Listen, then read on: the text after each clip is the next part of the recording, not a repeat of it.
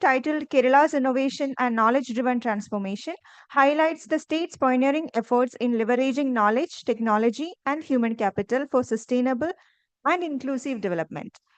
It brings together thought leaders and stakeholders to reflect on Kerala's unique model of growth anchored in innovation, education, and social progress.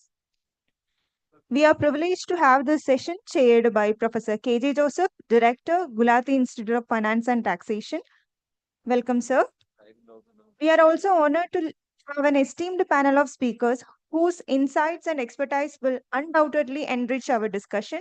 I warmly welcome Professor Sanjay Bihari, Director, Sri Chitra Tirunal Institute of Medical Science and Technology, Thiruvananthapuram; Dr. Santosh Babu IAS, Managing Director, Kerala Fiber Optic Network; Professor Dinesh Obrol, Jawaharlal Nehru University; Sri Sam Santosh, Sky Genome Labs and Trendline Genomics Entrepreneur.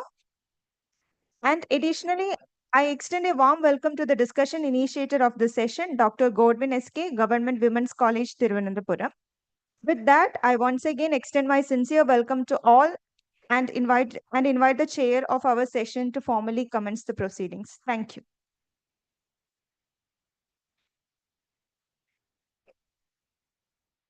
Good afternoon. Warm welcome once again to the seventh session, which is going to deal about a most important issue of relevance for Kerala today. This is Kerala's innovation and knowledge-driven transformation. Dr. Unnikrishnan was expected to come. I think there was some unexpected commitment that prevented him from being with us. So I am going to do the job of a dummy. When I reflect about knowledge transformation of knowledge economy, I personally feel that we economists in the morning also told that Kerala model is the making of public action. Very much, it is true. But from the prism of an innovation scholar, Kerala model is the making of Kerala model is the making of social and governance innovation. Social reform movements of last century. Quite a lot has been written by our experts here, including Professor Kannan. Then the governance innovation, that has been the root of Kerala model of development. But the development based on S and G innovation has its limits.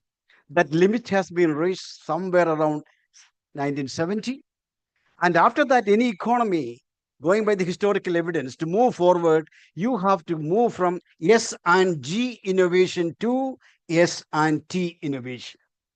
That initiative earnestly started 70s, but I could see some of the initiatives which were started by the local government was in fact left to union initiatives. So for example, Sri Chitra, for example, it is an initiative started by the royal family, handed over to government, then it became a central government initiative.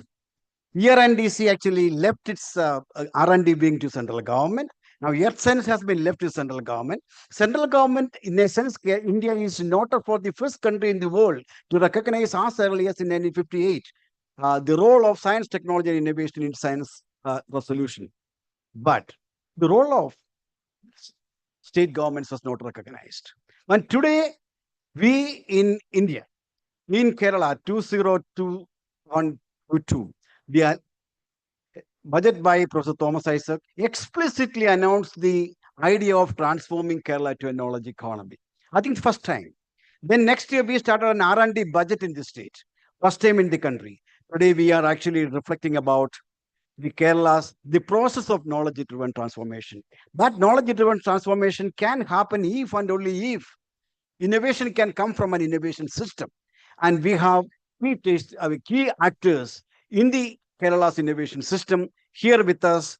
And I'm very happy that all of them have accepted our invitation. To begin with, we have Sanjay Bihari.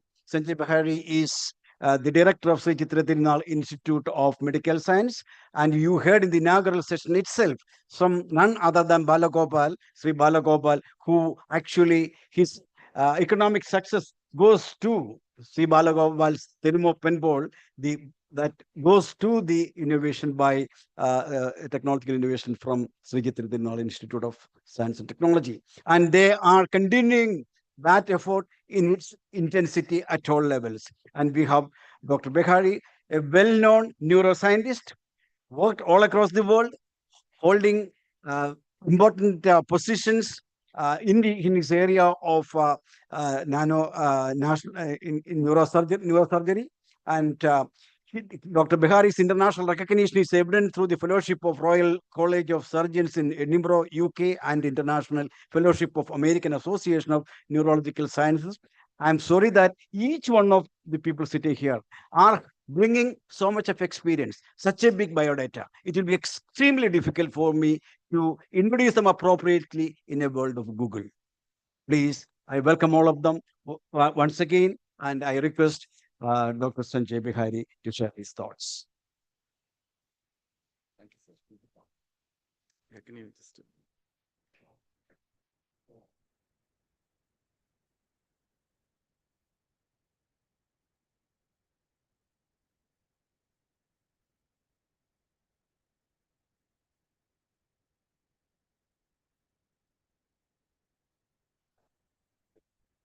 My neck will...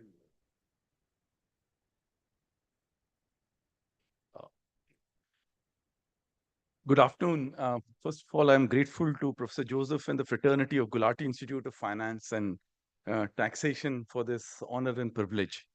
So when we are talking about post-COVID challenges and response, I'd like to take a peek into PEEP, harboring innovation and immersion from the vantage view at Sri Chitra Tirunala Institute for Medical Sciences and Technology. So what does this PEEP actually mean? It is divided into 4 components. The first is personal development. The second is education. The third is entrepreneurship. And the fourth is policy. And let me actually focus on each one of them from the biomedical perspective, from the medical perspective. So personal development. So the foremost and the most important thing is very nice phrase in law, which says, ignorantia juris non excuse that. That means there is no excuse for being ignorant. So what I would request all of you is to actually, based on whatever your education is, to start an intellectual property incubation cell in every major institution and have compulsory courses in these areas as you are developing. Because technology, intellectual property right, patents, funding, translation, and commercialization have now become an integral part of your curriculum, which many of you are not really focusing upon. The second important point is that the national education policy allows students with different subjects to unite in higher courses. Like, for example, you can have a person in law doing medicine. You can have an engineer doing biomedical engineering. You can have a doctor being head of biomedical engineering. So we have a dual degree program where you have an MCH doctor who's also doing engineering. And this actually adds to the knowledge. It really helps to increase the spectrum of opinions that you get on a particular subject. The other important point, which is we are very rigid in the way we are guiding institutions. So at least in all science, technology, education, medicine institution, the freedom to hire adjunct professors in diverse fields from STEM to humanities to languages to industry for short periods of time is extremely useful. For example, most of the doctors know nothing about finance. And when they go out to do private practice, they have absolutely no idea about finance and other things. And I think we really need to get into that. The other is compulsory policy of immersion. That wherever you are, if you are in this finance institution, why don't you decide that these are the subspecialties of finance that I'm going to focus upon? And then actually go to various areas and decide how your financial abilities will be useful in those particular areas. Then another very important thing is publications. Often now it's being said that publications is not important, that you don't do this. And there are two things about publications which are very important. First of all, it gives you some ethical publicity and networking. And then the other important things is any disruptive change that you do are actually highlighted in those publications that you need to look at. Then there is another concept of basic versus translation research. Everybody is talking about translation research. We need to translate products. We need to do this. See, the problem with translation research is it is only adding to an incremental value in science, in finance, in taxation, and everything. But when you do some basic research, then it adds disruptive changes. And sometimes disruptive changes actually are the need of the hour.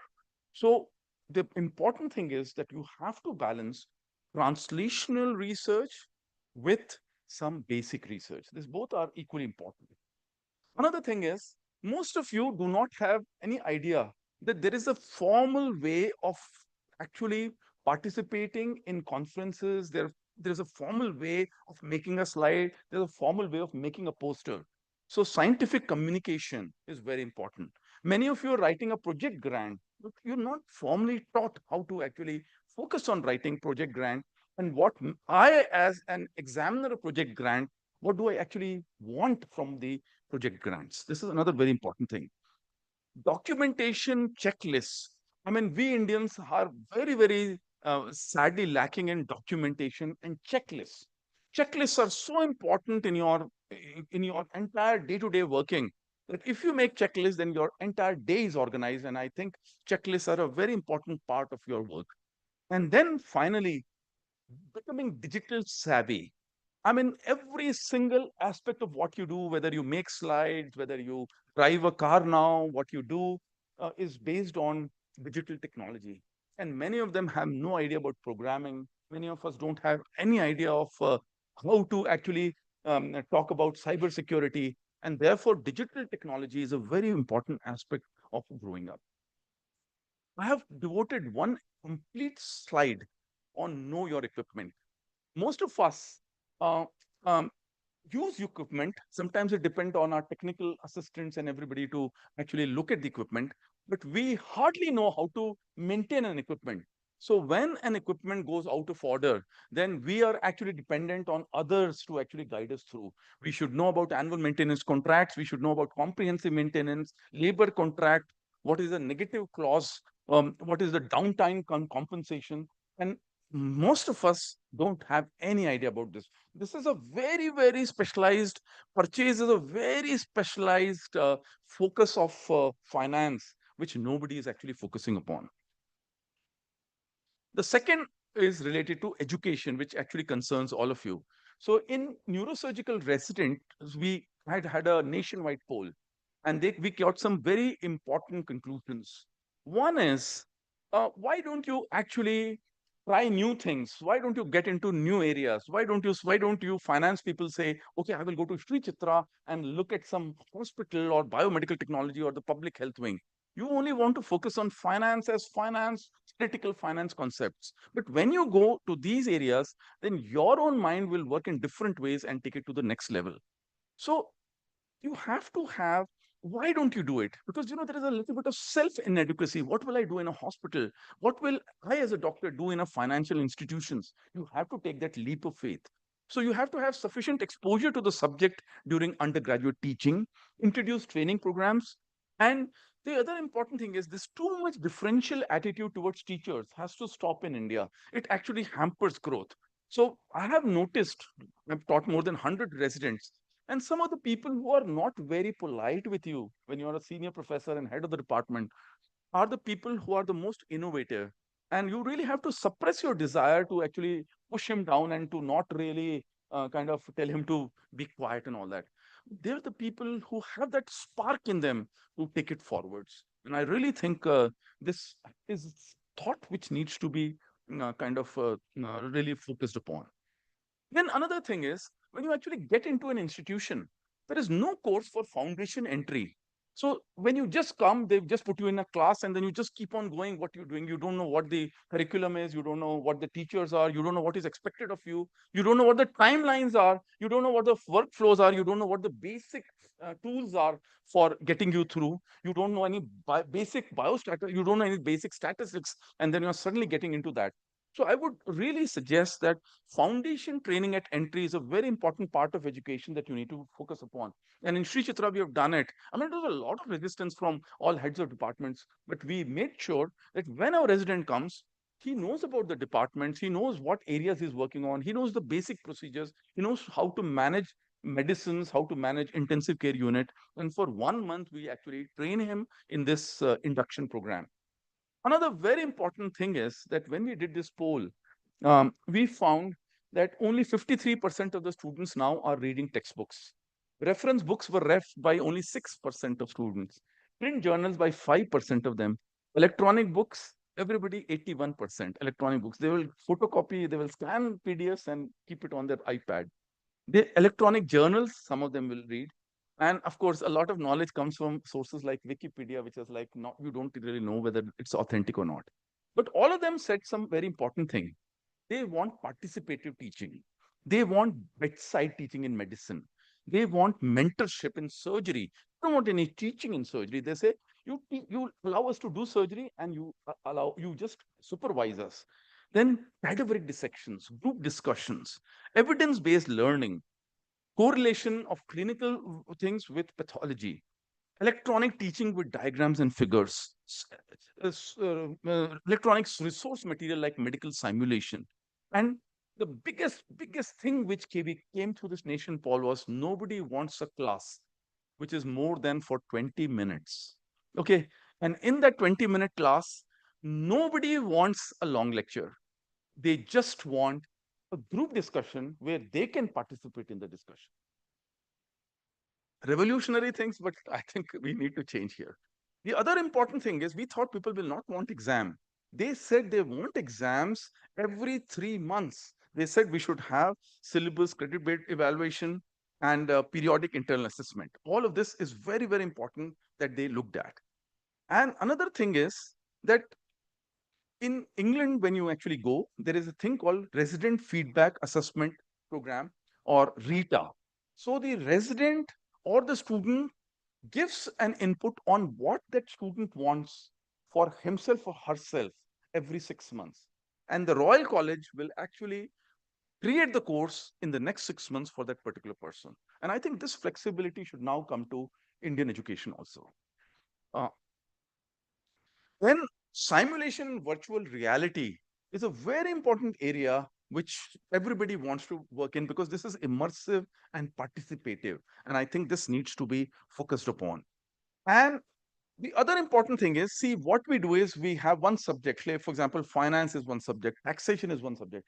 No, now it has to be in modules, which means you say, in a hospital, what should be the financial management of the entire hospital, which includes everything from procurement to finance to purchase. If you say an airport, give a scenario of an old airport, then what should be the financial structure of that? Or if you say any other thing, the important, let's say a mall, public mall, what should be the financial structure of that? So it should be taught as a participative teaching and clinical in modules, which is something which also needs to be focused upon. And of course, campus placements is a very, very important aspect of this.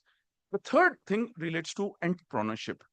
And here I'd like to focus on a few things which you should know. So low-tech devices you can make very fast, and deep-tech devices take a long time. I would suggest that whenever you're working on all these innovative areas, please make a balance between both of them. Don't just focus on only deep-tech devices, which require a lot of time, a lot of thought. It really is not good. You should actually do that.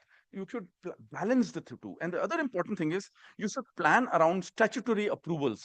Because if you start a project and you don't know what the laws of the land are, then later on, you just get stuck because you have spent almost 5 years of your life doing something, and then you don't recognize that the law of land is not working on it. And the other important thing is that there has to be complete collaboration, because you think you are doing a lot of good things, but that really doesn't happen. So when you become an entrepreneur is not just somebody who's working on science or finance or something. It requires prototype, product development, team hiring, working capital, legal and consultation services, raw materials, licenses, marketing, office space. And it is impossible for any of you to be an expert in any of them. Therefore, you need to form a team, and this team building is a very important point. My final point comes to policy. And actually, I would suggest Kerala government to have a central website portal for real-time exhibiting of government funding opportunities for all institutions. The second is central portal for exhibiting expression of interest for devices made by various scientific institutions, which are subdivided into different categories. The third is, when you make Section 8 companies, the end users are doctors, and doctors cannot make Section 8 companies. And that is why in space you can reach the moon, but doctors being end users cannot give a feedback on the company because they cannot be board members of that company. They cannot make a profit out of that. Then having nationwide services for testing of devices for whatever you're doing, that's a very important point. And reducing the timelines for granting statutory approvals is a very important part. And at regular intervals, having a book of information, policy changes and initiatives and rules and regulations are very important. Then encouraging medical device parks. But in these medical device parks, what is happening is only industry is coming in. Academic institutions should become an integral part of it. And we are actually discussing with the government of Kerala to actually get into the Meds Park and to develop a branch of Sri Chitra there. We're trying that. And another thing is having a website for investors who will actually help you with your work, and to have incubation centers of major institutions handhold you, and also give booklet which gives an idea of the thrust areas of various national and state institutions and also various incubation centers. So to conclude, I'd like to end with a small poetry. When you get what you want in your struggle for self, and the world makes you king for a day, just go to the mirror and look at yourself and see what that man has to say. For it isn't your father or mother or wife whose judgment upon you must pass. The fellow whose verdict counts most in your life is the one staring back from the glass. He is the fellow to please. Never mind all the rest, for he is with you clear to the end. And you have passed your most difficult, dangerous test if the man in the glass is your friend. You may fool the whole world down the pathway of years and get pats on the back as you pass. But your final reward will be heartache and tears if you've cheated the man in the glass. So, my, my prayer to you is to every student here, every day you must promise yourself early in the morning, I will be a willing beginner every single morning, trying to learn one new thing each day. Thank you very much.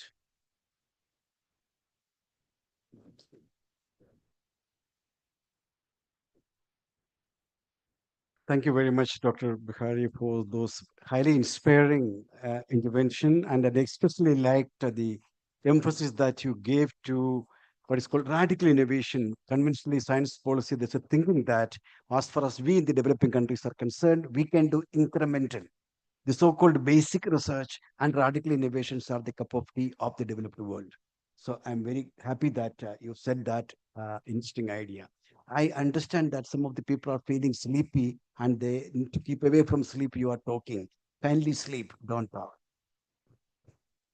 Okay, now we are going to have to listen to Dr. Santosh Babu, IAS, 1985 batch, a medical doctor by profession, trained in Kennedy School, Harvard, National University of Singapore.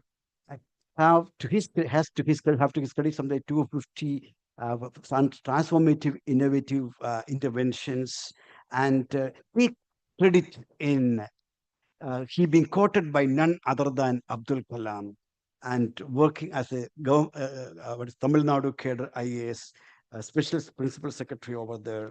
And he also tried his luck in parliamentary election, failed for certain reasons. Now he's with Kerala government, helping us with a whole lot of new initiative. One among them is KFON. Over to you, sir.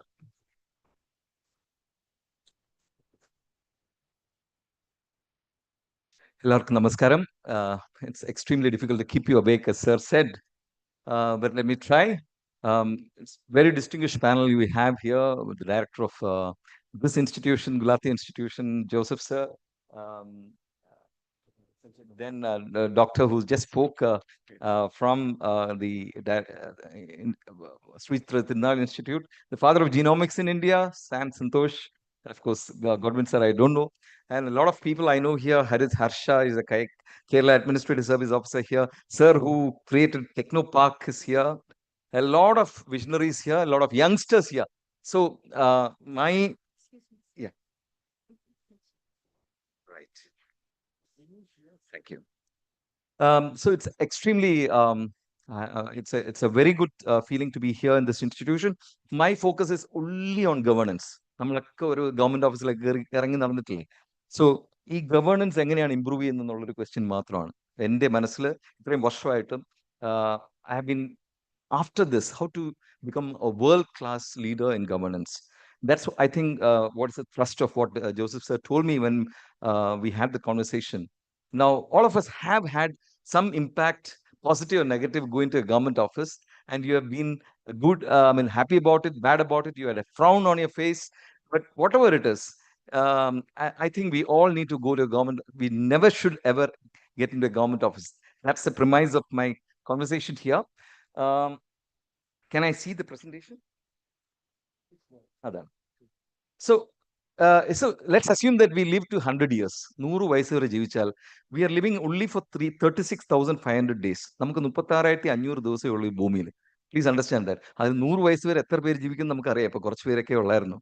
അപ്പം most important thing is time. Don't waste it. അത് government ഓഫീസിൽ ആരും കയറി ഇറങ്ങരുതെന്നാണ് എൻ്റെ ഒരു അഭിപ്രായം, വലിയ അഭിപ്രായം. And most important thing is the best form of governance is when we free time for people. അതായത് ഒരു ഗവൺമെന്റ് ഓഫീസിൽ കയറാതെ എല്ലാ കാര്യങ്ങളും നടക്കാൻ പറ്റുമോ? നമ്മളൊരു വീടുണ്ടാക്കുമ്പോൾ എന്താ ചെയ്യുക? വിൽ ഗോ ലാൻഡ് മേടിക്കണം. ലാൻഡ് മേടിക്കുമ്പോൾ റവന്യൂ ഡിപ്പാർട്ട്മെന്റും പോക്ക് വരവ് ഇങ്ങനെ പോയിക്കൊണ്ടിരിക്കും. അത് കഴിഞ്ഞ് അതെല്ലാം കഴിഞ്ഞിട്ട് വരുമ്പോൾ പറയും ഓക്കെ ഇലക്ട്രിസിറ്റി ഡിപ്പാർട്ട്മെന്റ് പോകണം. എന്തിനാണ്? Building permit. അതിവിടെയും കയറി ഇറങ്ങണം. അത് കഴിയുമ്പോൾ ബിൽഡിംഗ് പെർമിറ്റ്, അത് കഴിയുമ്പോൾ കംപ്ലീഷൻ സർട്ടിഫിക്കറ്റ്, അത് കഴിയുമ്പം വീട്ടിൽ ഇലക്ട്രിസിറ്റി ഇല്ല, അപ്പം ഇലക്ട്രിസിറ്റി ബോർഡിൽ പോകണം, അവിടെയും കയറി ഇറങ്ങണം. അത് കഴിയുമ്പോൾ വീട്ടിൽ വെള്ളം വേണം, കേരള വാട്ടർ അതോറിറ്റി പോകണം. ഇങ്ങനെ പലയിടത്ത് കയറി ഇറങ്ങുകയാണ്. Why can't it all be done on the click of a mouse is a question I have, and for which we have solutions. Technology is very simple. People say people, process, technology. It's the easiest technology. അത് കഴിഞ്ഞ് process. ഏറ്റവും difficult എന്താണെന്ന് പറയുക? മനുഷ്യന്റെ മനസ്സ് മാറ്റുക.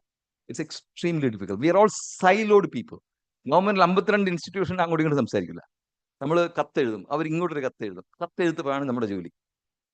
അപ്പം the important thing that I would like to present here, how do I, yeah, it's not moving.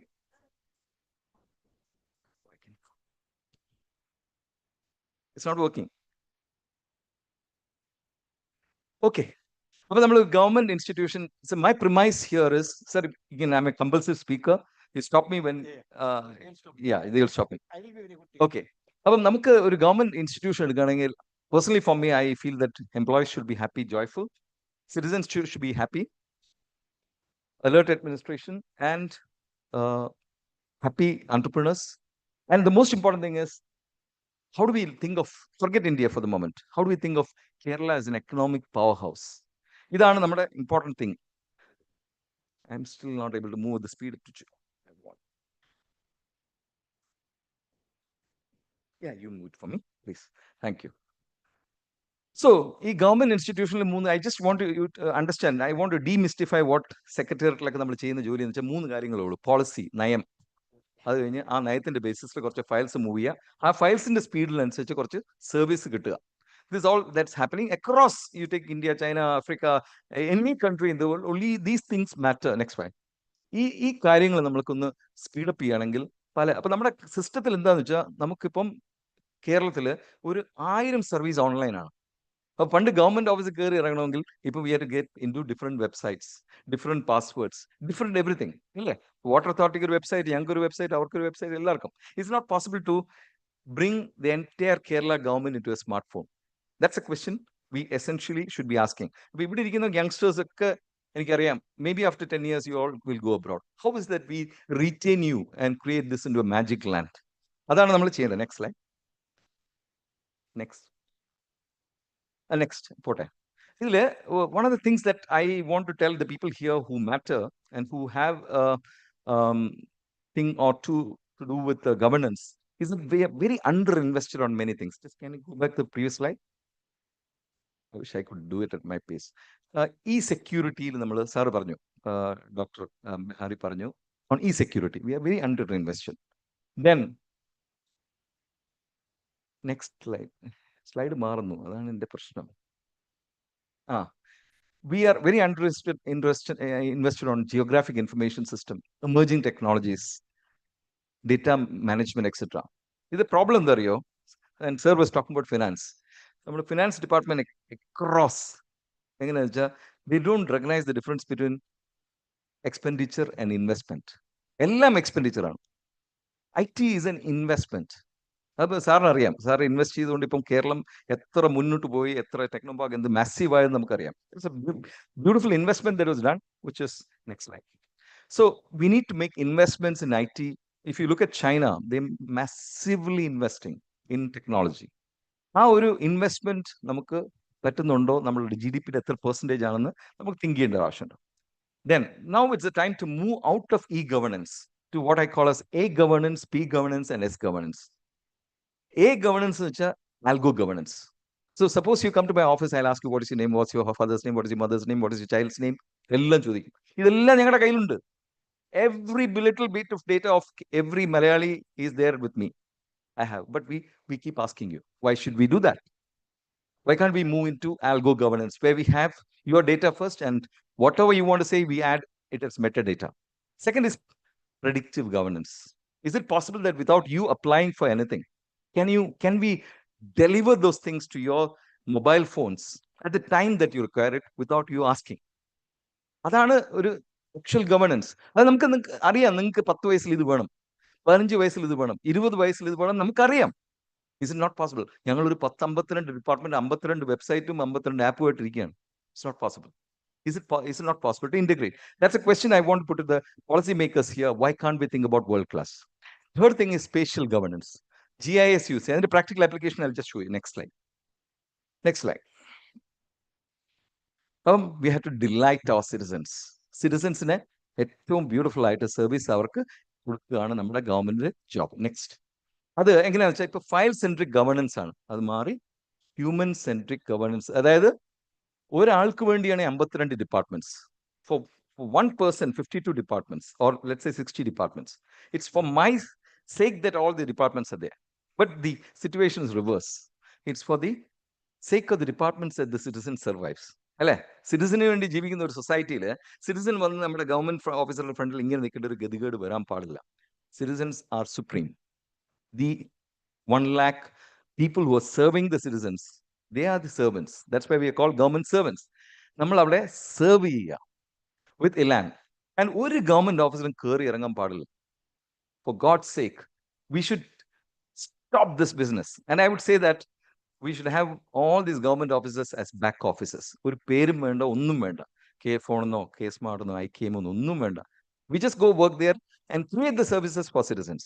Like, you look at Microsoft, you look at Google, I have gone to all when I was Principal Secretary IT in Tamil Nadu, I had the privilege of visiting all the back offices in Chennai.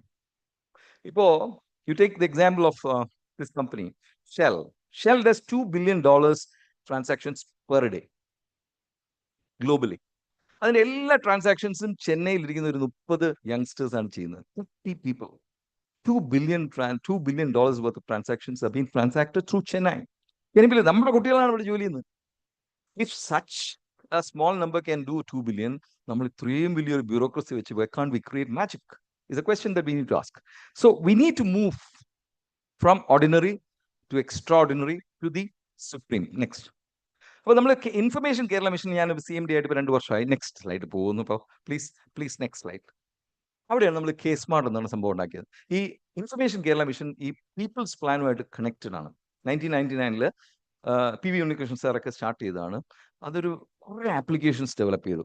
In fact entire 3 levels of local governance rests on it. So അങ്ങനെ ഇഷ്ടംപോലെ applications, next slide, ഇഷ്ടംപോലെ applications develop ചെയ്ത് പക്ഷെ പല platforms ആണ്. So what we have done is, ഞങ്ങളുടെ ഒരു അടിപൊളി ടീമാണ് കേട്ടോ, doctor Naufal and it's a brilliant team. ഒരു ടീമിനെ ഉണ്ടാക്കി നമ്മൾ ഈ കേസ് സ്മാർട്ട് അങ്ങ് ലോഞ്ച് ചെയ്യാണ്. ഇപ്പം LSTDയിലെ എല്ലാ സർവീസസും കേസ് സ്മാർട്ടിലാണ്. And I hope you can all download this application and use it. Just 150 ഡേയ്സിൽ ഡെവലപ്പ് ചെയ്താണ്. It's a brilliant way of development. അതിന് ഞാൻ കഥ പറയാമെന്ന് വിചാരിച്ചു, പക്ഷേ I think time does not permit. Can you go to the next slides please, so that I wish I had the control on it. So that an interesting form of software development, and anybody who is interested here, please join us for internship. Dr. Naufal and the team will join Gianni. You'll learn a whole lot. I call him a magician. A brilliant way of monitoring software development. Nobody has done it ever in India in any department. So we become a national leader now in urban digital mission. Next slide like boa. Itrayum kore tools ഒക്കെ use ചെയ്തിട്ടാണ് interesting way of developing. I'll just go to the next slide. ഇത്രയും applications, ഒരു 21 application, Sanjaya, സകർമ്മ, Sajithra, സൂചിക, സുലേഖ, ഇങ്ങനെ S കൊണ്ട് തുടങ്ങുന്ന ഒരു 21 application develop ചെയ്ത് പല പല പല പല സൈലോസ് ഇട്ടുന്നു. ഇടയ്ക്ക് ഒരു സാംബശിവറാവു IAS വന്നിട്ട് അതിനെ ഒരു ILGMSലേക്ക് കൊണ്ടുവരാനുള്ള ശ്രമം നടത്തി. ഒരു 3 modules we have done. Now we have around 14 modules in KSmart. I'll just show you the impact of KSmart and what I mean by it. നമുക്ക് നമ്മുടെ ബിൽഡിംഗ് പെർമിറ്റിന് 3 ആപ്ലിക്കേഷൻസ് ആയിരുന്നു. It would take between 30 days to 300 days to give a building permit in Kerala. ഇപ്പൊ എത്ര ദിവസത്തിലാണ് കൊടുക്കുന്നറിയോ? We give it under 3 seconds. ഒരുത്തരും കൈയടിക്കത്തില്ല ഇവിടെ. എന്തിനാണെന്നറിയോ? നിങ്ങളെ കൈയടിപ്പിച്ചെന്ന് നിങ്ങൾ ഉറങ്ങാതിരിക്കാനാണ്. The point I'm trying to say is 30 days to 300 days എന്ന് 3 സെക്കൻഡിൽ കൊണ്ടുവരുന്ന വെച്ചാൽ is it possible? It is possible. Today AI is there. ഒരു ഹ്യൂമൻ ഇന്റർവെൻഷൻ ഇല്ലാതാണ് 3300 സ്ക്വയർ ഫീറ്റിന് താഴെയുള്ള ഏത് ബിൽഡിംഗ് ആയാലും U apply, 3rd second you can take a printout after you submit the entire drawings. We have trained 20,000 engineers. This is what I'm trying to say about how to speed up your governance. KSmartലെ എല്ലാ modules നിങ്ങളുടെ ഇപ്പം KSmart എന്ന് download ചെയ്ത് നോക്കൂ. You can take out your birth certificate, marriage certificate. ഈ marriage എന്ന് വെച്ചാൽ marriages happen in heaven അല്ലേ? വേറെ കല്യാണം കഴിച്ചു കഴിഞ്ഞ് നമ്മുടെ ആള് ദുബായിക്ക് പോകും. ദുബായിക്ക് പോയിട്ട് കഴിഞ്ഞിട്ട് മാരേജ് സർട്ടിഫിക്കറ്റ് ഇല്ലാതെ തിരിച്ചു വരും. ഒരു 2-3 ലക്ഷം രൂപ ചിലവാക്കിയിട്ട്. അപ്പം ഈ 3 പേര് ആരാണ്? ഹസ്ബൻഡ്, വൈഫും പിന്നെ രജിസ്ട്രാറും. അപ്പം നമ്മുടെ ടീം ഒരു brilliant idea. Again for the first time in the country they introduce what is called video KYC. ഭാര്യ എവിടെ വേണിരിക്കാം, ഭർത്താവ് എവിടെ വേണിരിക്കാം, രജിസ്ട്രാർ എവിടെ വേണമെങ്കിൽ 24 minutes we can give the certificate. So ഇങ്ങനത്തെ പല കാര്യങ്ങളാണ് ഈ ടെക്നോളജി കൊണ്ടുള്ള. ഞാൻ പറഞ്ഞില്ലേ, technology is extremely simple. It's not at all the difficult part. But ഇതൊക്കെ ചെയ്യാൻ ഇപ്പൊ നോക്ക്. ഫാസ്റ്റസ്റ്റ് സർവീസസ്, ബർത്ത് സർട്ടിഫിക്കറ്റ് 6.45 മിനിറ്റ്സിലാണ്, death certificate 8.54 minutes, marriage certificate 23 minutes. Average ആണ്. നെക്സ്റ്റ്, ഇപ്പൊ ലക്ഷക്കണക്കിന് ഫയൽസ് ആണ് ഇപ്പം ചെയ്തുകൊണ്ടിരിക്കുന്നത്. 1/1/2024 നമ്മൾ ഇനോഗ്രേറ്റ് ചെയ്ത് for urban local bodies. Rural local ബോഡീസിന് 10/4 നമ്മൾ ഇൻട്രൊഡ്യൂസ് ചെയ്തു. അപ്പോൾ lakhs of certificates have been issued. Next, ഇതെല്ലാം കുറെ പഴയ ഡേറ്റയാണ്, എൻ്റെ സ്ലൈഡ് ഇല്ലായിരുന്നു. It can just keep going.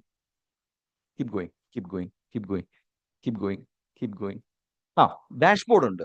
നമ്മുടെ പ്രശ്നം എന്താ പറയുക, ഈ ഫയൽ ആരുടെ കയ്യിലിരിക്കുന്നത്, who is handling what has he written, we have no idea. But you can actually, there's a citizen dashboard. You can exactly find out who has kept your file for how many seconds, how many minutes, how many hours, how many days. ഇപ്പോഴും 10-70 ദിവസം വയ്ക്കുന്ന ആൾക്കാരുണ്ട് ഇതൊക്കെ വന്നു കഴിഞ്ഞിട്ടും. ഇപ്പൊ പക്ഷെ നമ്മുടെ വിജിലൻസ് ടീമൊക്കെ അവരെ പോയി പിടിക്കൊക്കെ ഉണ്ട്. പക്ഷെ ഇപ്പോൾ ഭയങ്കരമായിട്ട് ഇമ്പ്രൂവ് ചെയ്തു. പ്രോപ്പർട്ടി ടാക്സ് 87% ജമ്പാണ് ഇത് വന്നു കഴിഞ്ഞിട്ട്. Property tax 87% jump in the urban local bodies. So civil registration, marriage registration, hospital, marriage ആണെങ്കിൽ ഞാൻ പറഞ്ഞു കഴിഞ്ഞു. But 2 minutes only I have. Next. That's why I always hate panels, because panel വന്നു കഴിഞ്ഞാൽ കുറേ പേര് കാണും, നമുക്ക് സംസാരിക്കാൻ പറ്റില്ല. Know your land. K-Found കാര്യം ഉണ്ടായിരുന്നു, ഞാൻ വിട്ടേക്കാം. Know your land എന്ന് വെച്ചാൽ നിങ്ങൾ അതൊന്ന് ഡൗൺലോഡ് ചെയ്യൂ. Know your land. നിങ്ങൾക്ക് ഒരു പീസ് ഓഫ് ലാൻഡ് ഉണ്ടെങ്കിൽ ആ ലാൻഡ് വിത്ത് എന്ത് ചെയ്യണമെന്ന് അറിയത്തില്ല. അപ്പം നിങ്ങൾ പലയിടത്തും പോകും, പെർമിഷൻ, ഇവിടെ എന്ത് ചെയ്യാം, അവിടെ എന്ത് ചെയ്യാം. You just need my app just to find out. നമ്മൾ അതിൻ്റെ അകത്ത് 6 shape files, airport, railways, high tension wire, eco sensitive zone, CRZ zone and master plan zone ഇതിനകത്ത് കൊണ്ടുവന്നിട്ടുണ്ട്.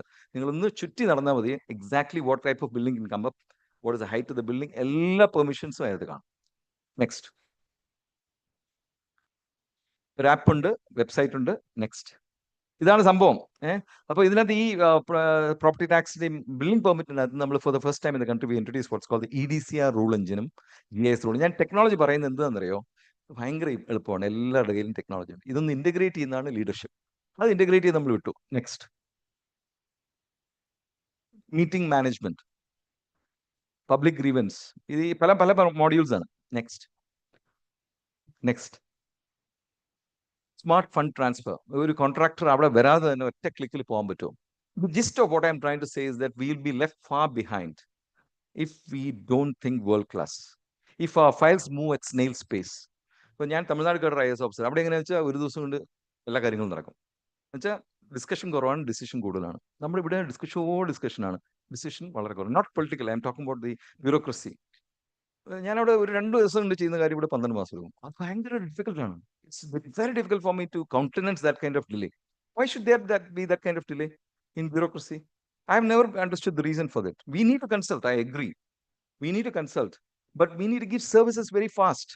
ഇപ്പോൾ ഒരു entrepreneur, ഒരു ഇൻവെസ്റ്റർ വരികയാണെങ്കിൽ അയാൾ ഇന്ന് ചോദിക്കുകയാണെങ്കിൽ നമ്മൾ മിനിങ്ങാന്ന് കൊടുത്തിരിക്കണം. അങ്ങനെ I used to give land today morning. If somebody asks me land, I'll give by evening today. And I have given more than 3,000 acres when I was MD ELCOT. 2008 I'm talking about. അപ്പം നമ്മൾ in Kerala we need to നമ്മളുടെ ഈ bureaucratic സിസ്റ്റത്തിനെ അടിച്ചു ഉടയ്ക്കണം. ഇതാണ് എൻ്റെ solution. We need to change it. We need to give solutions on the mobile phone to our people. That's what China does at least. They do things very, very fast. Can you go quickly? I'll just show you K-phone also, because K-phone with negative impression ഒക്കെ വന്നിട്ടുണ്ട്, negative news ഒക്കെ വന്നു. I just want to tell you that please download എൻ്റെ K-phone app. You will get your connection. ഈ സ്പീഡൊന്നും ഒരു കുറവില്ലാത്ത സാധനമാണ്, because ഞങ്ങളാണ് latest technology. ഇപ്പോൾ Airtel, Jio, BSNL, you take anybody, they are 15 years behind us in terms of the equipments. പിന്നെ എവിടെയാണ് പ്രശ്നം? News അടിച്ചിറക്കുകയാണ് ഇങ്ങനെ. അപ്പം ഈ Kerala fibre optic network is the biggest network. 32,000 kilometers ആണ്. For context, let me tell you, Airtel is only 8,000 kilometers, Jio is only 15,000 kilometers. We are 32,000 kilometer network. We have as on date 1,14,000 customers. നിങ്ങൾ ഇത്രയും പേര് join ചെയ്താൽ ഒരു 300 connection കൂടും, may be ഓരോ ദിവസം. We are making around 350 to 300 400 connections per day. സ്പീഡിനൊന്നും ഒരു കുറവില്ല.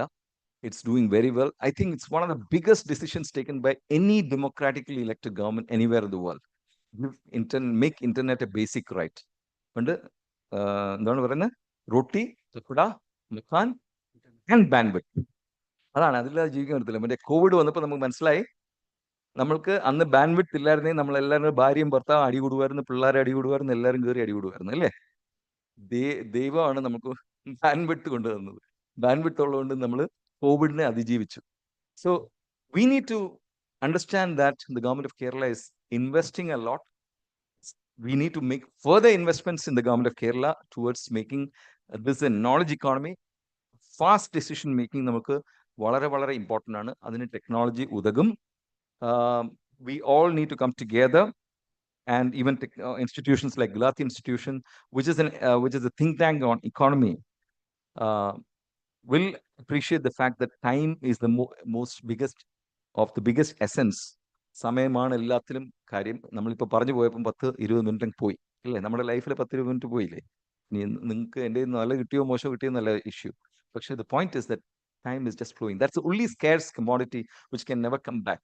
So we need to make governance in such a way that we are able to deliver to our citizens on a mobile phone. This is my simple plea. നമുക്ക് പിന്നെ സംസാരിക്കാം. Maybe you'll give me another occasion to dwell deeper into things which interest you and me. But let me thank Joseph sir for giving me this opportunity. He just picked me up and called me. I'm very privileged that I'm sitting before a very discerning audience. Wish you all the very best. God bless. Do very well. Think world class. God bless. Thank you very much. And I think in the world of digital monopolies and digital divide, 25 years ago, Thaba Mbeki said, we are talking about IT for development, but 50% of the population has never ever made a telephone call. Situation has changed. I see your commitment, and this commitment is very, very important. And e-governance means a lot. And unless we use technology, I don't think that in a way the bureaucratic procedures can ever improve. And again, we know that I don't want to bring in the political and the union and other issues here. technology could be a solution. Okay, now we are with us Professor Dinesh Ebrod, currently with Institute for Industrial Development in New Delhi. Formerly, he was with long innings in NISTADS, Jawaharlal Nehru University, and worked on science, technology, and innovation policy with respect to a number of countries, and a very active member of the Global X Network and India X. And the only mistake he has made is we worked together and published some papers. To you, my dear friend, Professor Dinesh Ebrod.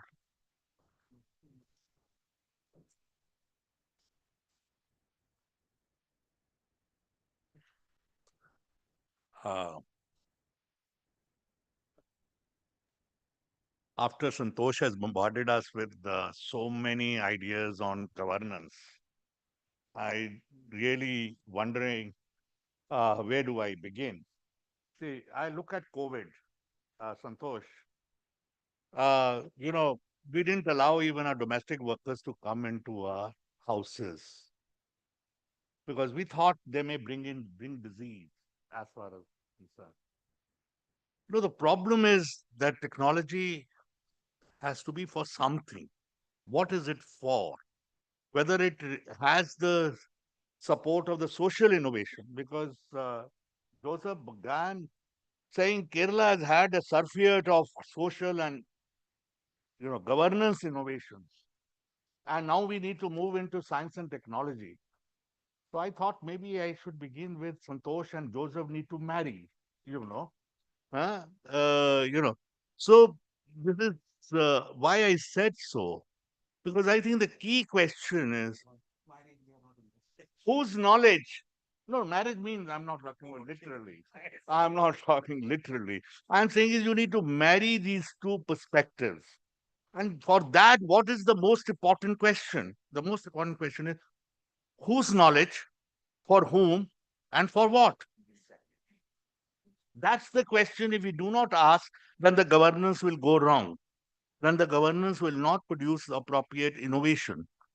And let me say that in the critical developmental theory, we are known to using notions of trade-centered framings of development, and simultaneously, the other important notion is the regional development and production-centered framings of development of knowledge economies. Which knowledge economy?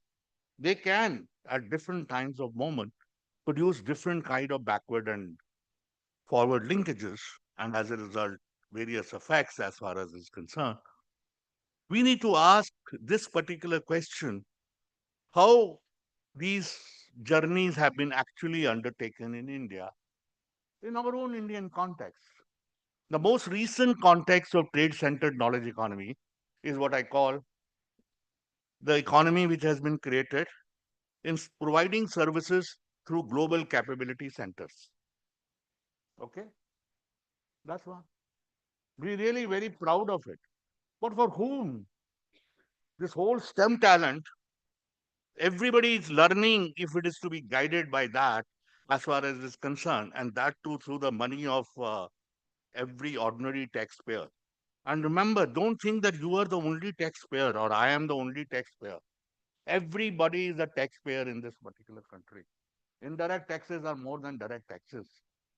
And with that money, if whole higher education system as well as the research system get geared towards a certain kind of what objective or whom is very clearly in the US. You know, we have very low R&D expenditure, very low science and technology manpower in terms of even in the BRICS. Forget about comparing ourselves with the developed advanced capitalist world as far as is concerned. In fact, if you look around that manpower statistics, we have stopped even publishing them now. It's not available anymore because we are not very proud of that now at the moment. R&D expenditure, we know that what it is, 0.6 and 0.7% of GDP. That's what it's concerned. Then we are told by Nobel Prize winners saying people won't come back to India. Venkat just now recently told us about The successful has seceded from India. Sanjay Baru, my friend, has written a book recently, Secession of the Successful. So what we are doing is all those who are successful, Santosh wants to create more successful, Sanjay wants to create more successful people, but whom are they going to serve? What objective should they serve? I think is an important question. Without that, answering that question. And for last 2 days, I've seen, because almost 1.5 days complete, I'm seeing a discussion right from Vijayam Airport to what the local self-government should be doing. How are we going to marry that? How are we going to co-create? I was looking at possibilities which Sanjay was talking of. I'm a student of biomedical innovation. DSIR has lot of research units, and many of them are hospitals. Let's ask the question, Sanjay, what are they taking the tax exemption from? What are they taking incentives for? And when I did the analysis of the collaborations in biomedical innovation, biomedical R&D, I found that hospitals were the least active actors in the national collaboration or even international collaboration. Because hospitals are very, very different. Because what are they for? Just that we are proud of it. Okay? But not necessarily all the people who have got those incentives as far as is concerned are creating a innovation which will marry both Santosh and Joseph. The question which comes up is that if this question is not asked, let me startle you. Niti Aayog sometimes does good work. Most of the time, its reports are very, very focused on 2047. We do not know what they will realize actually in 2047. Niti Aayog produced a report in 2022. What did it say? That our 3 lakh crore annum expenditure, developmental expenditure, on all the CSS schemes they reviewed, centrally sponsored sector, not central sector scheme, but centrally sponsored schemes. And they found majority of those particular schemes had no knowledge production, no mandate for knowledge production, neither for monitoring. We're talking of governance, Santosh. This is the annum expenditure, developmental expenditure of the country, where majority of the schemes do not have any mandate for R&D, for knowledge production and diffusion. But we're training lot of our STEM talent, science, technology, engineering, medicine, mathematics, for, I'm afraid of your thing, though you never stopped Santosh, because I think Santosh was talking to all of us in a very different language. My language is very simple. That Niti Aayog identifies the gaps, and says that these requirements are not being met. But do warn me 5 minutes or 2 minutes before. I'll do the needful to wrap it up. So see, if that is what the gaps are there, the needs are not there, would we look at that what we have achieved through STEM talent, what we have achieved through knowledge production development, is it really for the nation? Is it really for the people of this particular country? And whatever incentives we are giving for all the hospitals, research hospitals, their name is the research hospitals. We will write research and clinic. And these are they are the largest number of units actually, Sanjay, which have got tax incentive and benefits. Now coming to, let me just switch to the second point as far as is concerned. I was member of the Science Technology Innovation Policy Committee. I was part of the financing group, S&T financing group. And we proposed discussions on, and my article in Economic and Political Weekly immediately came up after the STIP draft was over. I said, neither you consulted the state government, nor you consulted the ministries. Fortunately, Gopal Guru was my friend, and he was the editor. Otherwise, EPW takes years to publish articles at times. And he published it within 1 week, that particular article. I don't want to claim any victory, but after that, STIP 2020 has not come out. It has gone into the files. because it did not consult and PSA had to say that the principal scientific advisor had to say, let this be the policy of the DST, Department of Science and Technology, not of the all the economic and social governance. Innovation is for whom? Knowledge for whom? That question, when they began to ask, after that, there was STPI IP Secretariat, which was continuing. And it started discussion on what state council should do. I don't know whether people have seen those reports. Those reports are very, very clear. They are redrafting a center-state relations. No core grant anymore for state assembly councils. Sabu is not here. Kerala State Council for Science, Technology and Environment, if he was around, he must be wondering if the core grant stalls. But though it used to be very small as far as is concerned, what would be done? The second part of my proposition is that what we can do actually, let's think together. Ask this question. Since morning, we've been talking of port-led development. Perfectly fine. It can be similarly mosquito control-led. DN is, I think Narayan is, I don't know whether here. He urgent. Very many local problems around the colleges are there, which can be worked upon. Around the colleges, now today there is a 4th year program. In the 4th year program, we can actually not only have internships, we can also have incubations. In fact, accelerators can be built, but they are only built for at the moment the economy of somebody else. Venture capital, which is likely to start a startup, which will be acquired by another company, and what does not acquire. Because I worked on molecular diagnostics, Sanjay, and my student, Dr. Nidhi Singh, who was in Department of Health Research subsequently, they figured out all the, except Chandrasekhar, which was my old friend from BITS Pilani, working on, on the malaria problem. Later, he shifted to COVID diagnostics also. Other than because he used to get a lot of grants, because he was quite innovative, he was very good. But other startups were all living on services. They were rather not concentrating on innovation, they were living on services. Can we have startups, incubators, where this particular challenge is not there? If in near vicinity, our 4th year program, if we can reshape it, and we have prepared a scheme, Mr. Padmanabhan, I think was invited, I think he was here in the morning and he had to leave. And similarly, I've been having discussions with Professor K.N. Ganesh, our historian friend as far as is concerned, and with social science, education, etc. And Ram is sitting here. Can we think of a scheme built around the cluster of colleges? Cluster of the colleges should become a college where collaboration is taking place among the colleges. Different disciplines are there.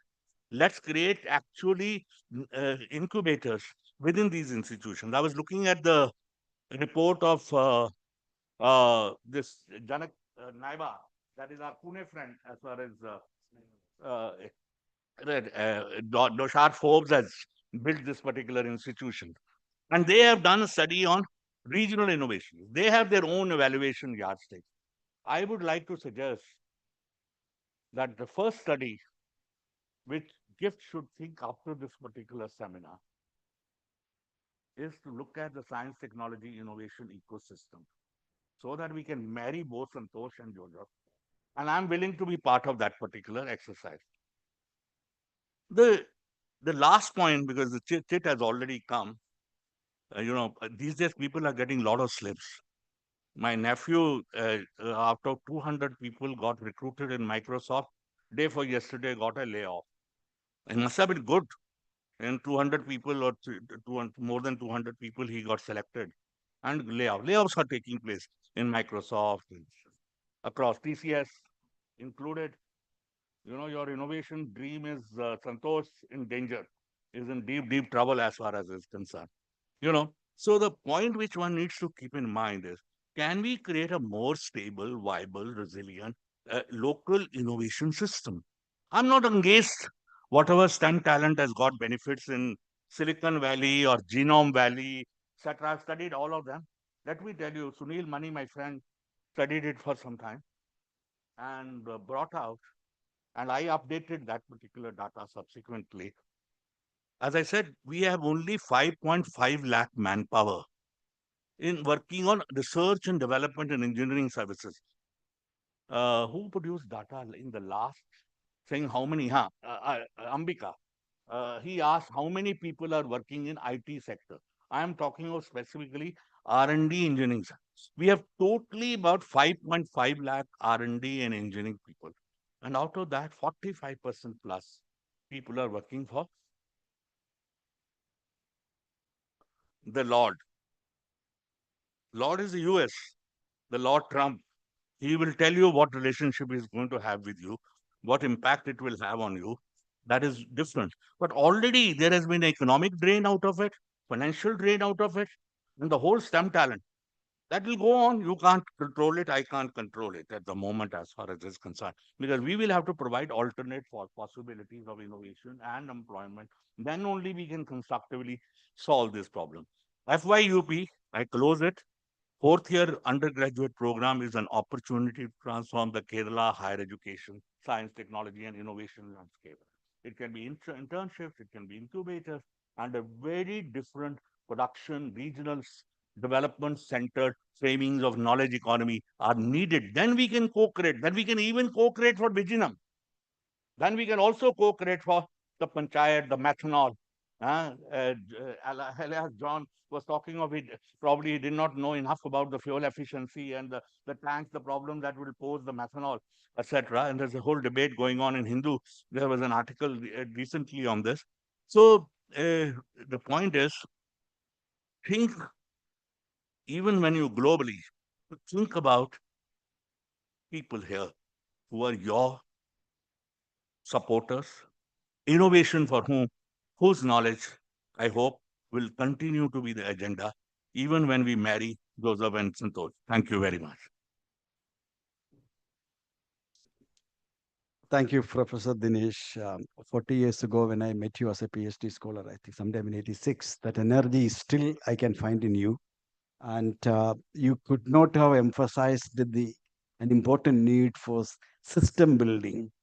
Without innovation, system at the regional, subnational, sectoral level, no innovation will. That's what we believe. And we know that in Kerala, we are individually incredibly intelligent, particularly when we are outside Kerala. And collectively, we are always very often than not foolish. Anyway, so now for good things in your life, you have to wait. We are going to have the most important speaker of the day, Sri Sam Santosh. Sam Santosh, who serves as the strategic advisor, not important. I mean, there are other speakers, of course, advisors for Kerala Genome Data Center, bringing more than 20 years of entrepreneurial experience in software industry, 15 years dedicated to biotechnology. And his current focus is on genomics, utilizing next generation sequencing technologies. In 2010, Santosh established Genome Research Foundation, Cochin, a non-profit trust dedicated to promoting scientific research and education in India. Over to you, Mr. Sam Santosh.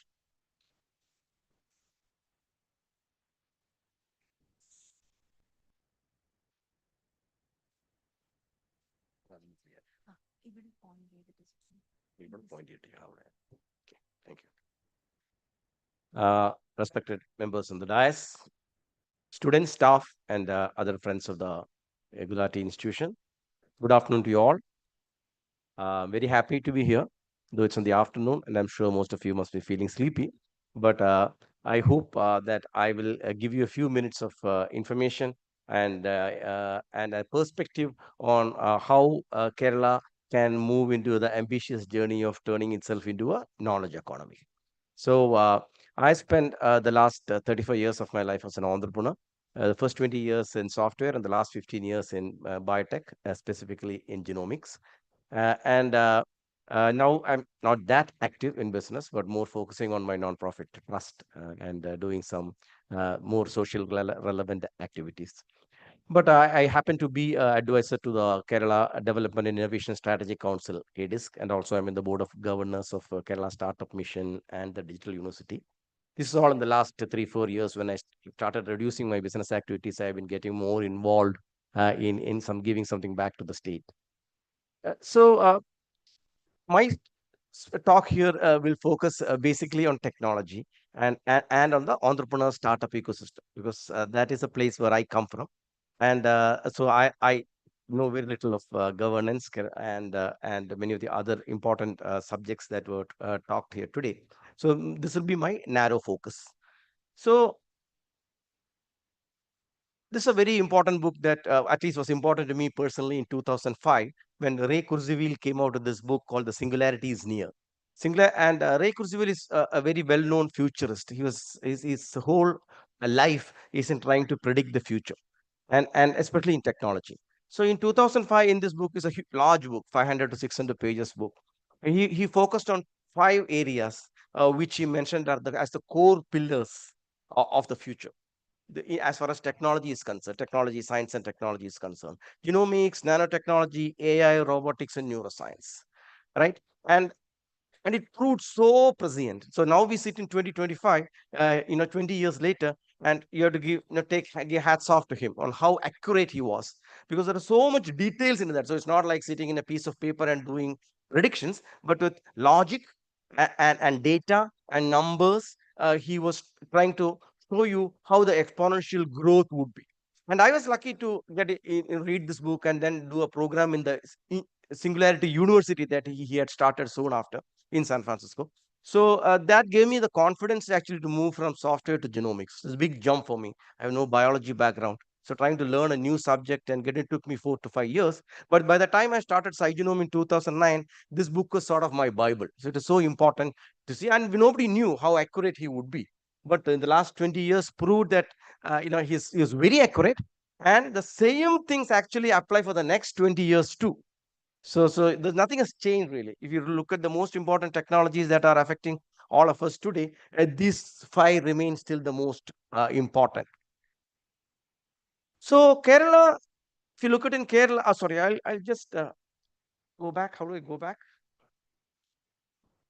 Yeah, one point I missed was that, so about 4-5 years back, when we all started really pushing the Kerala's knowledge economy journey, we started some interesting projects. Kerala government, I had a lot of foresight and to start the Kerala Genome Data Center for the genomics, the Graphene project for as far as nanotechnology is concerned, and the Digital University, which really focused a lot on AI. So these were some very there are many other initiatives, but these were some important initiatives which were really tied to the new technologies. And Kerala's biggest asset is what is sitting in front of me, right? Our human capital. And not only here, but across the world. Our NRI diaspora across the world, dominate in business, science, any field that you can think about. Indians and Malayalis will be there in very good positions. But are we really taking full advantage of that? I would say no, but they are there for us to take advantage. And not only in the skill sets, the money they are sending is also huge. Every year or every day, they are sending lots of money back to Kerala. And Kerala has another big advantage of our health infrastructure. We have one of the best primary healthcare systems in the world. In cutting edge medical treatment, we may be a little behind because of some of the other challenges the earlier speakers talked about. The lack of research, the lack of new developments, we are behind. But at least in ensuring basic care, and you can go to a doctor, for anybody in Kerala, there is a local primary health center, you get attention, you get treatment. So that is a very good infrastructure that can be used for many other things too. But in spite of all this, we are sort of stuck. We are not reached the promised land. And we really need to look at why is that? I mean, why is Kerala still struggling in its path, not only to the knowledge economy, but to meet the needs and the aspirations of its population? So let us look at some of the major challenges that we face. Again, I'm more focused here on a startup ecosystem model. The biggest problem we have is capital deficit. There is hardly any major investors in Kerala. So the flow of money into Kerala is for venture capital money into Kerala is very less. We have a major problem of an execution paralysis in the government. Santosh Babu is brilliant, but he has been focusing more on the giving the service to you. I would really like to take his help into managing the government projects, because many of the infrastructure government projects are going at like a snail's pace. Should go at like 10 to 100 times faster due to various reasons. Then the risk aversion. Unfortunately, our political leadership, any party, is very risk averse. Kerala has become more of like not a God's own country, but a scandal's own country, right? Every day, if this 100 odd channels compete with each other to create a new scandal. So that makes everybody, whether you're a politician or a bureaucrat, very risk averse. You don't want to. And this is all our internal problems. External problems also abound. We have a lot of competition. Our neighboring states are doing a wonderful job, and they have many other resources that we don't have. Land and power and things like that. So we are small. We have other advantages, but I'll come to that. But we have major competition in the traditional industries. That is also one of the reasons we have to move to this knowledge economy. And we are the global talent poaching, as Professor Dinesh said, like, we are even here, we are working for somebody else, or we are many of us are going out and working for whatever companies are in the world, and we are losing our talent.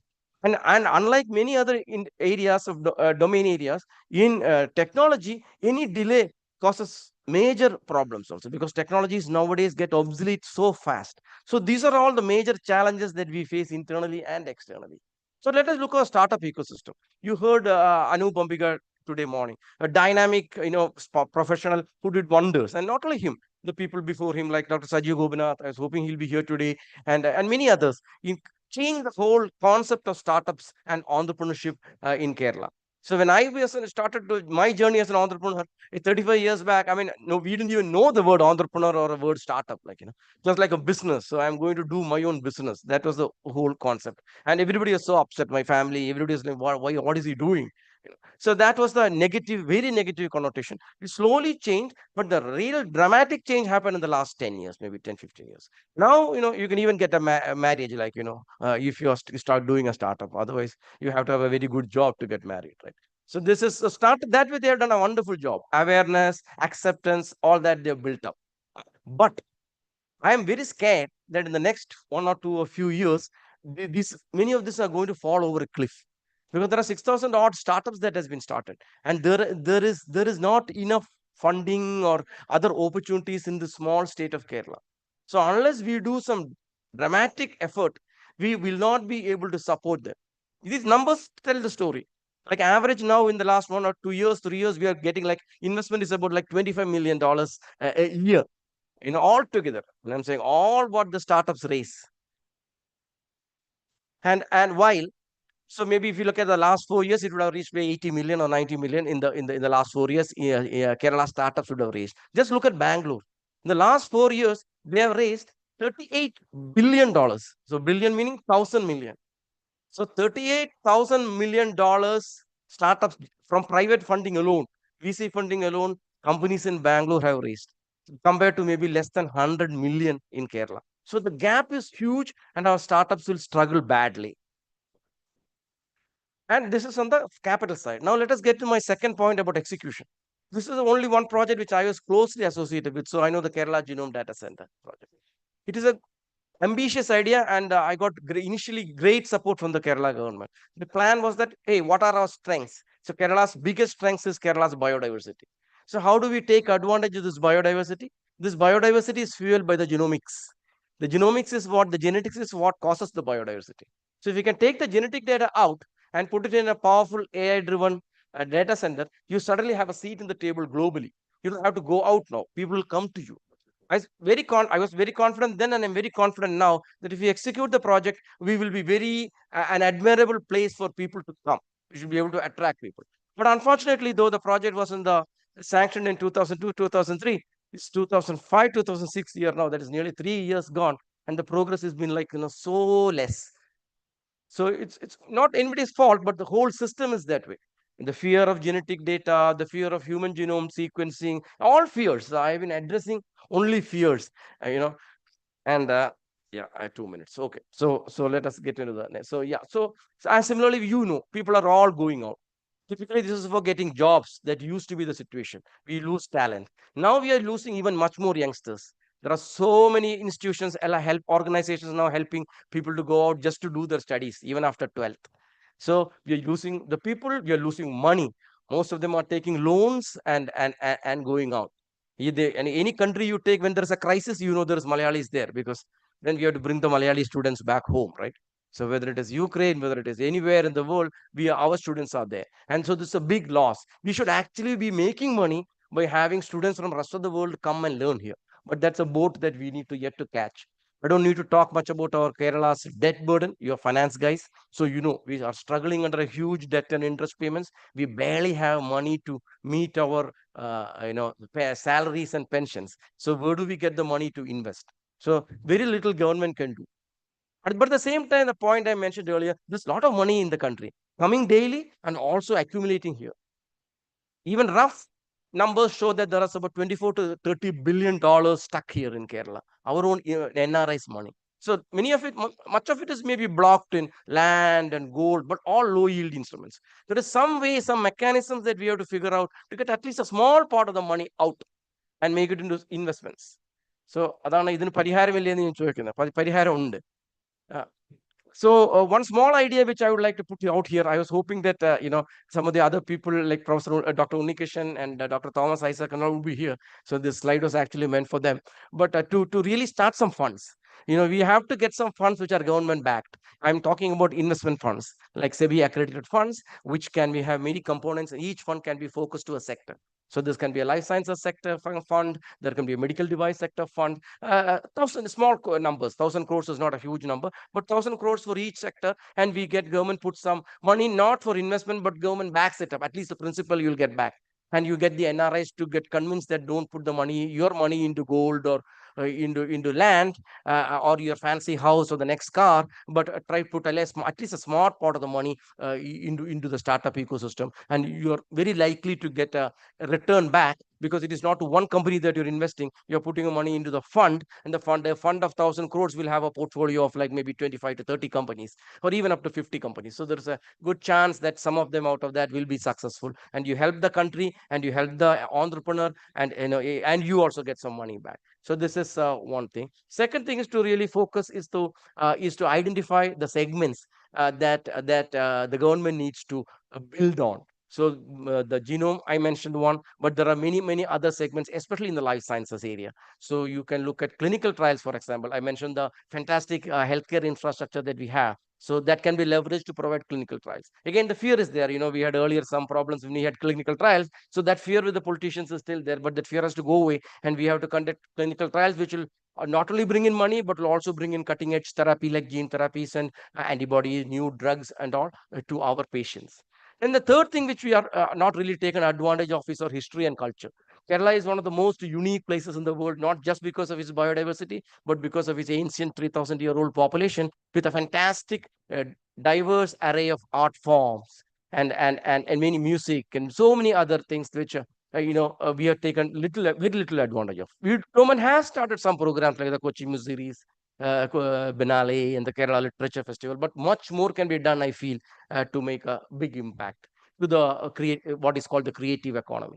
So I would suggest that we should really, Kerala government and us, we should really focus on four things: bring capital, investment to the startups, somehow figure out a better way of execution, like I don't know, a get out of the way act or something like that, which will get people out of the way, and focus on the key domains of our strength. Not too many. If you ask KSIDC, they'll say, "Oh, Kerala has focusing on 24 domains." I say, like, hey, that is ridiculous. Just look at 2 or 3 which you can focus on. This is a small state, and we put our energy into that, right? And and then look at the new technologies and see, map the technology. What can the technology do? What can AI do in bio?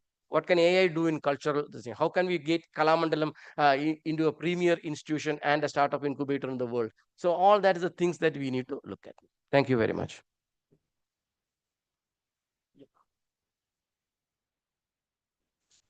Thank you very much, Sri Sam Santosh, truly highlighting the hurdles and the possible way forward for Kerala in transforming to a innovation-driven knowledge economy. Thank you very much. Now we have the discussion initiator, uh, Professor Godwin SK from Women's College. He is so familiar to all of you that any amount of introduction could be superfluous.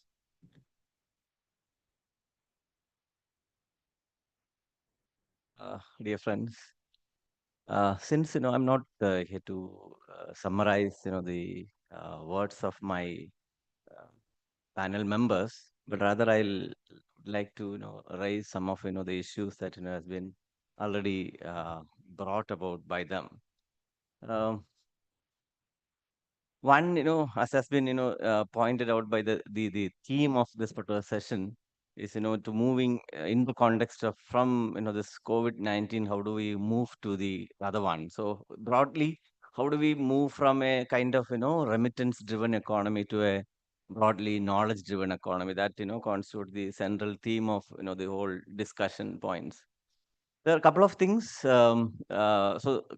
Three, four questions require a bit more deeper uh, analysis. One, to what extent the higher education system in this particular state is capable enough to, derive or drive, or equip this particular state into a knowledge-driven economy. As my friend Shruti was asking, a kind of, similar question in the previous segment. So, whether our higher education system produces, that kind of a whether it is a medical education or as much of the kind of knowledge being driven in the system is too traditional, and the new cutting edge segment is is slow to merge in with the system. So that particular integration is one thing we need to be really worried about.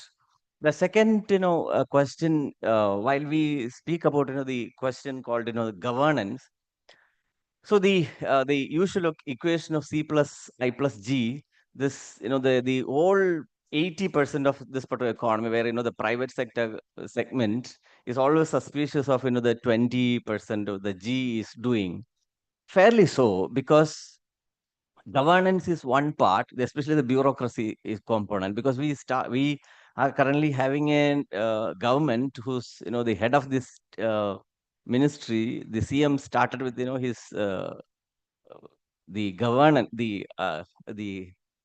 with a statement that every file has a life and every file is a life. So to what extent the idea has percolated into the administrative machinery is actually a serious thing to be pondered upon, because still there are different layers of bureaucracy who does a lot of duplication, which actually has not delivered what the whole idea of governance is meant to be. If governance is and in the minimalist way defined as the relationship between the governing and the governed. Okay, so primarily all the the parallel structures, like whether a lot of case actually have come into place for the last so many years, that is actually a primary kind of confession that the existing bureaucracy in one way or the other has actually more or less failed to do justice to what it was intended to.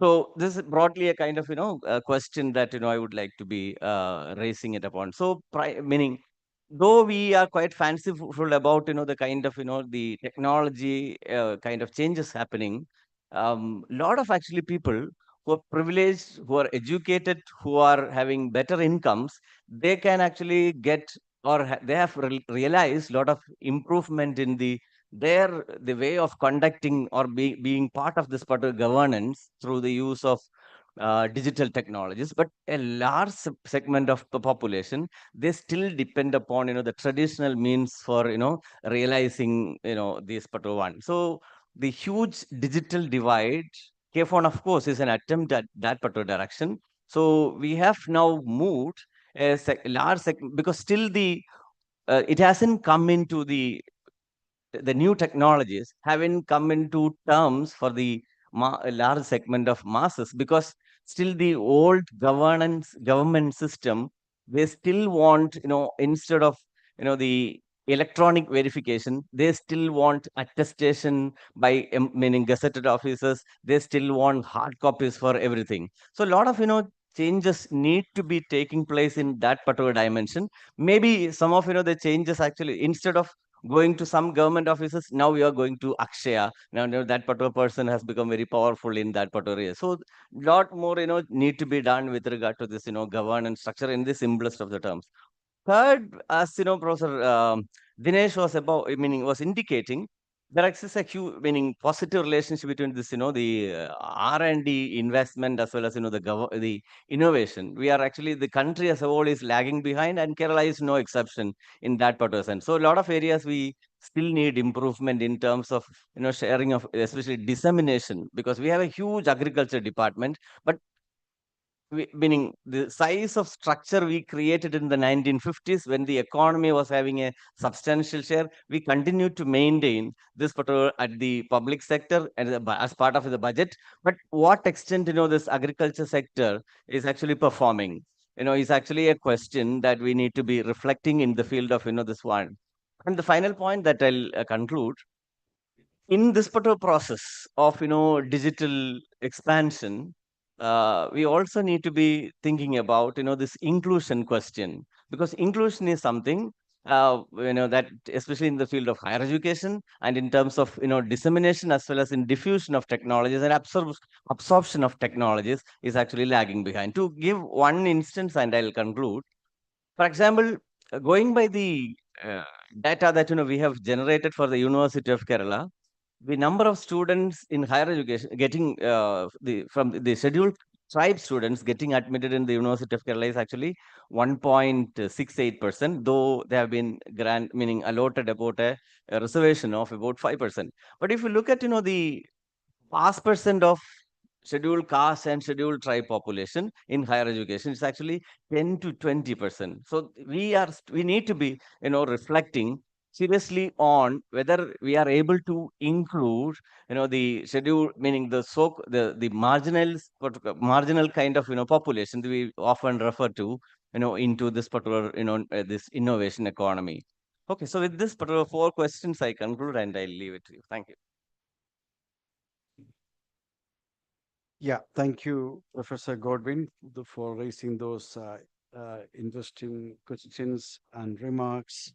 Now we have got another, what is called maximum 7 minutes, because we have to start the next session without further delay. And we will be, now this is time for all of you. And the preference will be given the last benches first, next like that. Front benches will get the last chance. Anybody from the back? No competition? Yeah, please. Extreme back. Yeah, right. Yeah. The shortest question will be given a prize.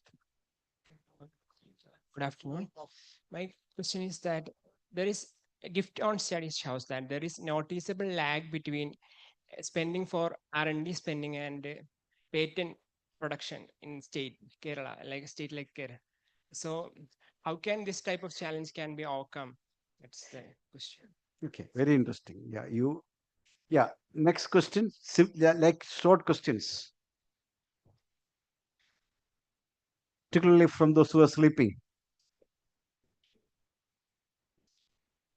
Yeah. One quick question to Yeah. Dr. Santosh. Like, is there any initiative from the part of the government to have some AI-based file moving system in the secretariat? Yeah. Teachers first, professors next. That is what GIFT believes in. Students first. No students? Nobody else. You are a student? When? No, I'm a student. Okay, then welcome. Yes. You are a lifelong student. Thank you. That's right. Thank you for all of you silent. Otherwise, I wouldn't have got an opportunity. Anyway, Santosh, the question is to you. See, I agree that there is a very good initiative happening on the knowledge economy and the kind of things that you're doing. We've been following it. But personal experiences wise, in the last 6 months, let's say, education department, even getting a degree certificate automatically after writing an exam and passing is a process. In spite of KREP and all that, is still not happening. KTU is doing relatively well, 2 weeks, it will come. But again, you have emergency, urgent, special fees. What nonsense. I think if you write the exam, you passed, you get the certificate automatically out there. 13,000 things that be signed by the VC directly because there's some statute. You won't get a prize. Sir, so that's one point. I don't want the price. Same with the health department. Abysmal. Go to the medical college, you will see the mess. And thirdly, the agricultural department. You go to the agricultural office, they'll still ask you, give me the village certificate. I go for that. Give me the Karavadacha certificate. Can't it be automated? I mean, I don't even need to be invited for a benefit. So I'm a victim of all of this, and that's why I'm saying this. So what can we do about it? Is there something seriously being done? I am a user of KSmart, and that's why I'm saying that I see hope. And can we do something about all these real people integrated? These are real people, on the back end of all these things. The second question to Sam, sir, totally appreciated with what you presented, but there are two questions that I'm worried about. Genomic sequence is great. You already flagged off the concerns and questions that come up with it. How much is being done on this question of biosafety? And two, how much is being done on the question of access benefit sharing? Because all the biodiversity that we have accessed were under trustee, belong to, God knows what kind of people, tribals maybe, villagers maybe, but at the end of the day, we make the money. And I'm seeing that there's been no good example. I mean, millions of applications at the global level on ABS for plant varieties. Only 6 users have been given money globally. Are we doing something about the ABS?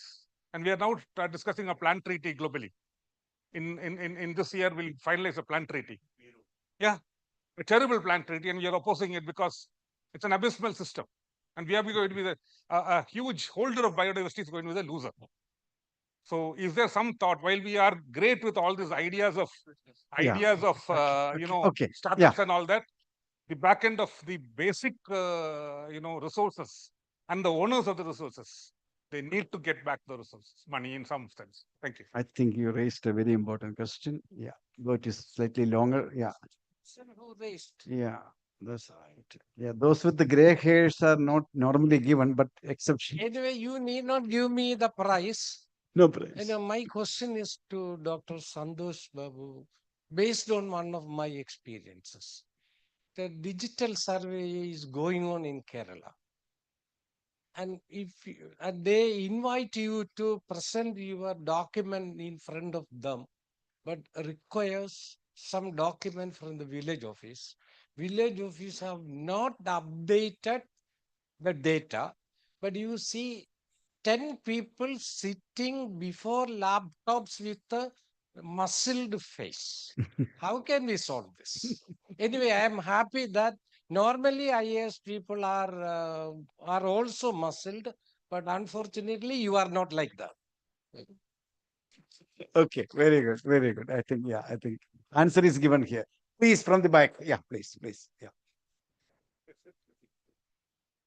That will be the last question. Yeah.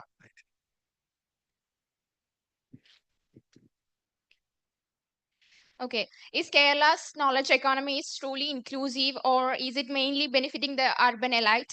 Digital hubs like KDISC and skilling programs are concentrated mainly in cities. How are we include the rural youth, farmers, and traditional workers like fishermen and artisans in this knowledge economy?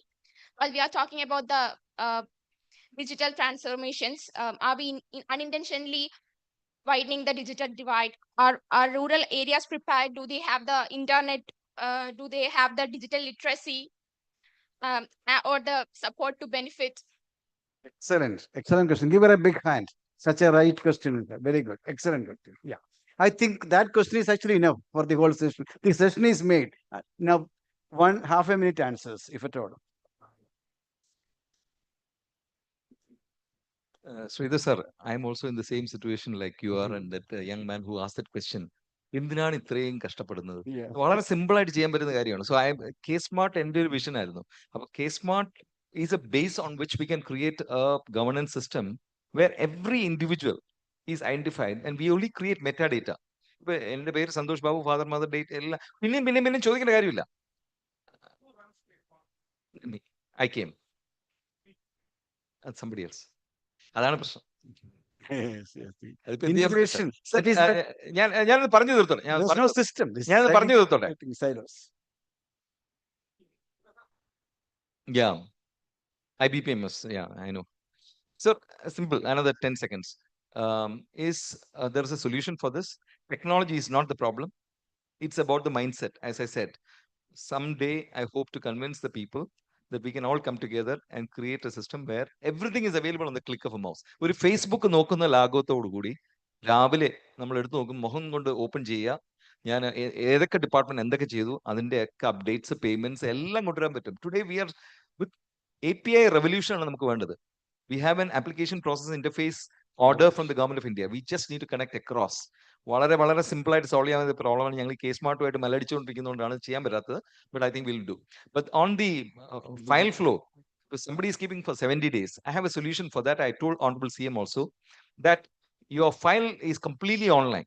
Unlike any other state in the country, we are completely online. ഇപ്പൊ എൻ്റെ ഒരു software ഉണ്ട്, case suit, അതും completely ഓൺലൈനാണ്. പക്ഷേ ഒരാൾ 70 ദിവസം വെച്ചാലും അയാൾക്ക് ശമ്പളം കിട്ടും, ഒരാൾ അരമണിക്കൂർ വെച്ചാലും അയാൾക്കും അതേ ശമ്പളം കിട്ടും. We should have a system of incentives and non-incentives. Incentives അതില്ല. Government is about non-performance incentive or performance incentive. ഒന്നുമില്ല. അപ്പൊ പണി ചെയ്യാത്തവർക്കും കിട്ടും. അതിനുള്ള സൊല്യൂഷൻ എന്ന് വെച്ചാൽ ഈ സോഫ്റ്റ്വെയർ, നമ്മളിപ്പോ ഈ ഓഫീസും നമ്മുടെ പെർഫോമൻസ് സോഫ്റ്റ്വെയർ ഉണ്ടല്ലോ, അതിന് പറയുന്ന സ്കോർ എന്ന് പറയും. എത്ര പ്രാവശ്യം ഇവന്മാർ കൂടുതൽ ദിവസം എടുക്കുന്നു, അത് അത്രയും മാർക്ക് കുറയ്ക്കാം, reduce.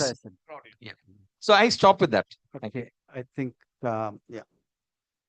Sorry, can I? Now, can we leave something for lunch? I think Coffee time, just- please, can please. Can I just make 1 minute? Please.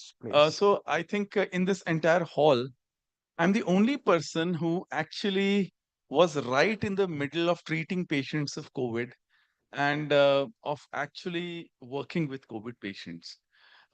So I was in charge of the entire intensive care unit system of Lucknow, trying to organize COVID patients. And I was also responsible for linking all the internet facilities of the entire states of Uttar Pradesh and Uttarakhand. So every day I would wear a hazmat suit, go into the ICU, look after it. I also developed COVID pneumonia and all that, my entire family. I just wanted to tell you a few things about the entire pandemic, which is firsthand. The first important thing is that all of you are very judgmental and very critical of yourself. Actually speaking, in terms of science and technology, in terms of education, in terms of health delivery, Kerala ranks number 1. This is 25%, whereas all the others are 6 and 7% in terms of health delivery. So it's not like it's like wrong. It's just that the perception and the desire to want more is actually it's going to come gradually. I'll just give you a few two, 3 things. One is, what did I learn during the COVID pandemic? The first thing is that we had a fantastic telemedicine system in the entire 2 states, which meant any patient who was anywhere, okay, even in the smallest district, can be linked to 3 hospitals: Sanjay Gandhi Postgraduate Institute, Banaras Hindu University, and King George Medical University. These were the 3 hospitals, everything was linked.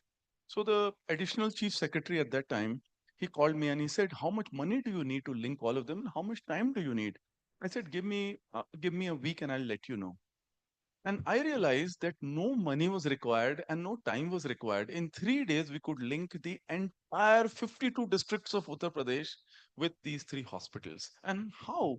Because the infrastructure already exists. There is nothing which is actually missing from it. And Kerala being far, far more developed than Uttar Pradesh, the entire infrastructure is already there. It's just a matter of harnessing it all together by continuous meetings. So what I would say is that, I mean, I'm not from Kerala, but you just have to focus on one point, get it done, focus on the second point, get it done, focus on the third point. The infrastructure and the educational capability and the intellectual capability already exists in Kerala. That's one. The second thing relates to this question of patents. We have actually in Sri Chitra almost 50 patents a year. We have at least 50 patents a year between 150 faculty members, and we have almost 7 to 8 translations of biomedical devices per year in the last 3-4 years, and almost 4 translations per year. This year also, and they're all very sophisticated devices. One small thing which nobody understands is that this is a very specialized job. So you need in every university a technology business cell and a patent cell, which actually takes these youngsters' ideas and then makes it into a patent. Patent is not a product. Patent is your idea which is translated. Okay, and if you publish it, then it cannot be a patent. So therefore, you need specialized services for developing business, for developing your intellectual property rights. This is what I would continuously emphasize. Don't expect scientists and engineers to also work on IPR. This is a very specialized job which has to be done by specialized people. Thank you. I happen to be a specialist in IP. I was the convener of the National Working Group on Patent Laws and WTO. I framed the Indian Patent Law Amendment first as well as second, and with several victories, but also various ideas which were not accepted, unfortunately. See, patent, as you rightly said, is an idea. It is to be translated into a product, but it's also a monopoly. It's also about exclusive rights. I know the time is really troubling, but such ideas have been put into the heads of in the last 3 decades. A narrative which has been created, including Joseph and my fraternity is, culprit in that as far as is concerned. And my boss, Dr. Mashelkar, was actually one person who said I should be called Petantka and I should not be called Mashelkar as far as is concerned.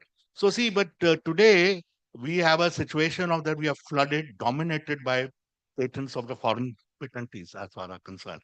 Citra Thermal, all kudos, all biomedical devices which will come out of the patents, I will celebrate them, certainly. But at the same time, I know that monopolies at the moment, which whatever safeguards we created in terms of working of the patent, so that the product comes out of it, idea gets translated.